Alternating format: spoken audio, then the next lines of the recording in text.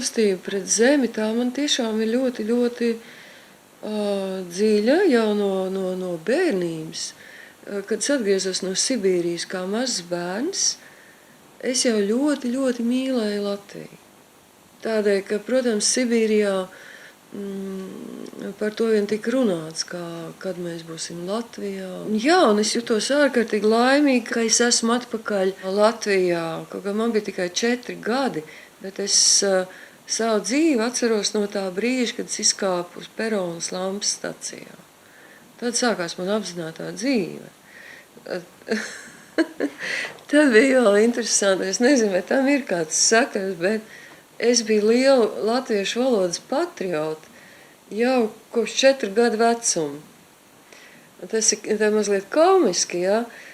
Bet redziet, es tajā Sibīrijā gāju diennakts bērndārzā, kur mana māma bija audzinātāja. Līdz ar to man tā valoda, un tur es visu dabīgi runāju krieviski, visi tie bērniņi. Un, protams, ka man tā latviešu valoda stipri kliboja, jo to es dabūju parunāties tikai kaut kad ar papu, mammu, veco mammu, kaut kādas vakaros, nedēļas nogalēs, faktiski reti. Man bija vāja latviešu valoda, bet es esot atbraukusi uz Latviju, tad es kaut ko pateicu latviski nepareizi, tad man sāk saukāt par krievēnu, un tas man ļoti ievainoja tā. Un tad es esot pateikusi, ka viss, es vairāk krieviski nerunāšu, te ir Latvija, man te ir jārunā latviski, bet tā kā es vēl latviski nemāku, es vispār nerunāšu.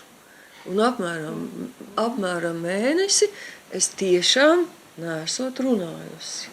Es domāju, ka šis referendums, kā es ļoti ceru, būs varbūt tāds psiholoģisks lūzums latviešu apziņā. Un es ceru arī visu citu Latvijai lojālo pilsoņu apziņā. Un vēl jau vairāk es ceru, ka arī to krievalodīgo cilvēku apziņā, kas grib šeit to otro valsts valodu.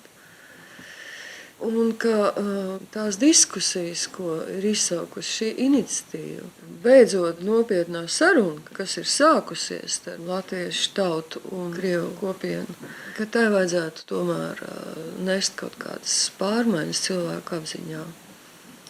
Ka vienkārši latvieši nekad nevarēs pieļaut, ka ir vēl otra valsts valoda. Divu šo iemeslu dēļ, pirmām kārtām, ka tas valsti pāršķēj uz pusēm, burtiski saskaldi. Ja? Un tādai valstī nav perspektīvas, un otrkārt arī pašai latviešu valodai, krievu valodas tiesiska līdzās pastāvēšana Latvijas valstī ir nāvējoša ilgtermiņā. Jo tās nav līdzvērtīgas svara kategorijas cīkstoņi. Un galu galā Latvijā latviešiem ir visas tiesības, par to viņi ir cīnījušies, gan mūsu senči, gan mēs paši atmodas laikā latviski runāt un vispār necīnīties, bet dzīvot normālā latviskā vidē un valoda, protams, ir pats pirmais, kas garantē latviešiem izjust sevi kā latviešus un tās ir savukārt mūsu tādas neapstrīdamas tiesības. Cerēt uz kaut ko, kas nāk no ārpuses, tas ir tā ļoti, var jau cerēt. Un es pat arī ceru, ka mainās lietas vienkārši un attīstās. Bet pirmām kārtām, es domāju, ka mums ir pašiem latviešiem ir jābūt pārliecinātiem par to, ka mēs cienam, mīlam un vispār vēlamies savu valsti. pašlaik mums ir vairāk tādas iekšējas destrukcijas nekā konstruktivitātes.